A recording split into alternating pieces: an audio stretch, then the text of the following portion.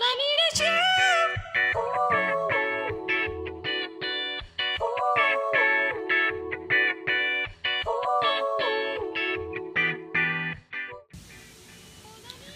Well, the first time Miracle and I met, it was at Newport Beach at a beach burnout. I believe she was probably about 17 years old. She was still in high school. And I remember my youth pastor kind of pointed her out to me.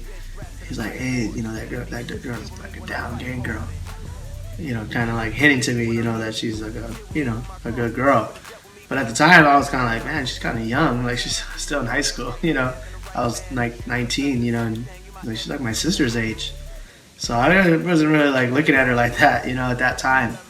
But a few years later, I think about 3 years later, I got sent out. I was in the city of Indio pioneering a gang ministry. And I came back because my youth pastor was getting married. And guess who happens to be my partner in the wedding? Miracle. And, she was already out of high school now. And she was looking pretty good. I ain't gonna lie. But that was the very first time that me and her met, was at Newport Beach. How did I fall in this? No condition to get a mention, but you offer this. So what caused me to like Miracle or attract me to her? One thing about Miracle is, I seen her for over 10 years in our local church, serving God faithfully.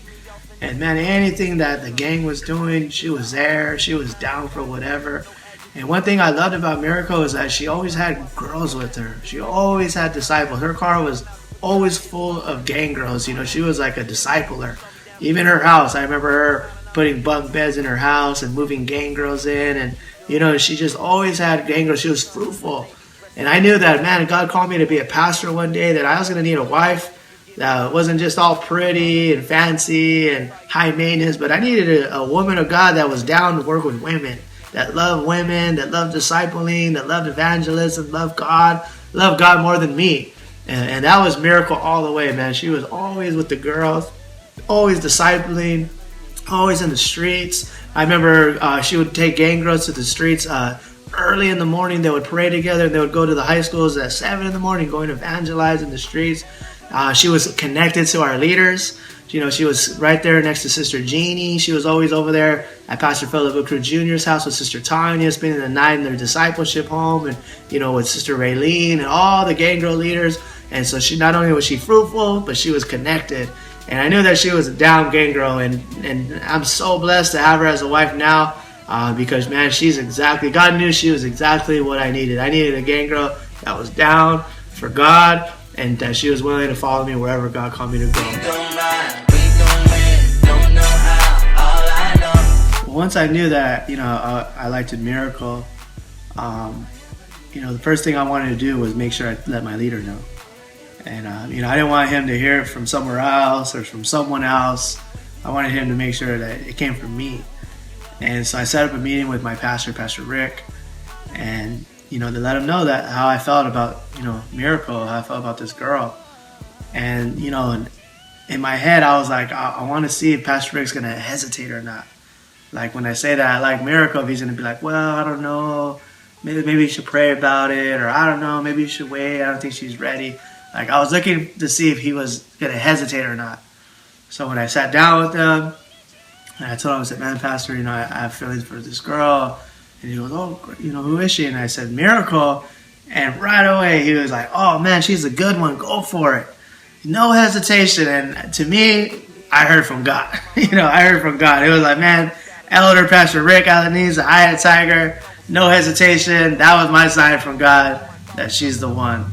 And, shortly after that, I even talked to her dad and, met with him, took him out to eat, and told him I had, feelings for his daughter, was interested in his daughter. And, I want to do it the right way, the respectable way. Keep me on that right path and the right math is you plus nothing's everything, you my everything. So now when it came to courting, like officially, now we're courting, we're dating, whatever you want to call it. At the time I was a gang regional. And shortly, I think of a month or two after, Miracle became a gang regional. And so, we really wanted to be a good example to, the young people in our church, the young people in our region, and to all the Victory Outreach. And, at the time, I didn't see too many young couples that were doing it the right way. And there wasn't like all these young couples that now you see that they, did it the right way. So we wanted to be ones that were going to raise the bar and raise the standard, for our generation. And, so we made some commitments to each other, some standards that we wanted to keep. One was that we weren't going to kiss until we got married. Not on the cheek, not on the hand, none of that. Another one, we weren't going to talk late on the phone and be up after 11 p.m. talking on the phone. Whenever we went out, we made sure that we took people with us. We had accountability, not like a 4-year-old kid, keeping us accountable, one of our nieces or nephew, but, someone of age, just so we could stay above reproach. So no one could point at us and say anything bad about us and about our relationship. And something that was so important to both of us was that we protected each other's testimony. When Miracle and I started dating, she was already saved for around 10 years. And, and I knew that she had a good testimony. And myself, I had a good testimony. And when I looked at her as a young woman of God in the 10 years of having such a good testimony, I would say to myself, who am I to be someone that would dirty that testimony or stain or hurt that good name that she has? And I had never wanted to be one that would be part of that. And I could stand here in front of you right now and say that we stood to our convictions, we stood to those commitments we make. And I can tell you that the day we got married was the very, very first time that we ever kissed each other was on that day of our wedding. And we held it down for God. Come on now. Don't let go. We gon' ride, we gon' win. So how did we end up in Chicago? At the time, Miracle and I we were engaged at the time.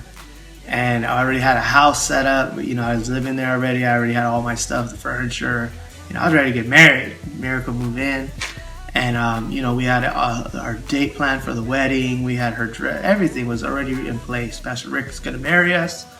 So I'm at the office. I worked at the church office at the time. And Pastor Rick calls me. He said, hey, Ralph, I want to see if you're, we need some help in Chicago. If you're down to move to Chicago, I'm putting a team together. And, just automatically we're trained to say, yeah, Pastor, of course, I'll go, I'm down, whatever, Pastor, whatever you want, And I get out the phone and I'm like, man, I'm moving to Chicago, like we're supposed to get married, like Pastor Rick wants to marry us, like, the wedding's already set up in place, I have a house already, like, what am I going to do? So I waited 2 weeks to tell Miracle, and I call her and I tell her, man, Pastor Rick, he told me, he wants me to move to Chicago. And she's like, well, what did you say? I said, well, of course. I said, yeah. She said, well, what about the wedding? And I go, I don't know. We're going to have to wait. And what about the house? I go, I don't know. I'm going to have to just get rid of everything. And, but I learned young to trust God and to trust my leaders. And we put the wedding on hold. I went to Chicago and, I started helping pioneer and build the church there. And 6 months later, I came back. We had a wedding. We had a beautiful wedding. We went to Hawaii for our honeymoon, came back to San Bernardino, got all Miracle stuff, and we got on a plane and we moved to Chicago, a city that she'd never even been before, but she was a down gang girl to follow the man of God and go do a work for the Lord in Chicago. And that was about 5 years ago. You, all I ever needed. You're all I ever needed. So how did the call come to direct the UTC here in Chicago? We're in Chicago for, I believe, about 2 years now, Miracle and I. Miracle was pregnant with Cinco. Miracle got blessed with a good job. She was making over $20 an hour working at a high school. At the time, I was working a really good job in downtown Chicago as a finance manager for a plastic surgeon. And when we moved out of our little apartment, we moved in with Pastor Rick and Sister Jeannie. So we're being discipled by Pastor Rick and Sister Jeannie, and all the things that we left behind in San Bernardino, God bless us even better. TVs and furniture, cars, all that stuff that we gave up, God gave us even better there in Chicago. So we're enjoying pioneering, we're enjoying being married, we're enjoying having good jobs. And Pastor Philip McCrew Jr. happened to be in town. And, I was hosting him, and he asked me, he said, hey, are you and Miracle, ever thought about maybe one day directing a training center? And I said, no, I never really thought about that, but man, it would be an honor. We would love to do something like that. And he goes, all right, I just want to see, like that. And, I could tell he was fishing for something, trying to see where we were at. But I didn't really think much of it until a week later. I get a call from Pastor Ezra, and I'm at work there, at my job, and I see Pastor Ezra, and I kind of knew what it was. The Lord was already prompting my heart, and he called. My heart was beating, and he said what I thought he was going to say. He said, hey, your name came up in a meeting, you and Miracle, and they want to see if you guys are willing to direct the UTC there in Chicago.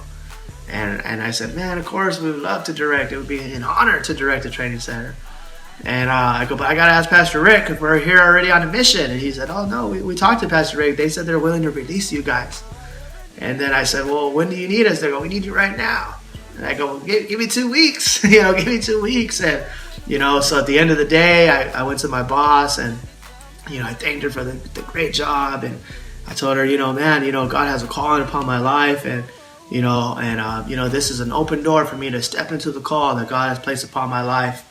And she didn't want to let me go. And I told her, if they don't like me, can I please come back? It's a really good job. I love it here. And, but 2 weeks went by and we were on a plane and we packed up our stuff, put it in storage, and we were on a plane to LA for 3 months to get trained at the West Coast Training Center and then come right back to Chicago and establish the UTC here.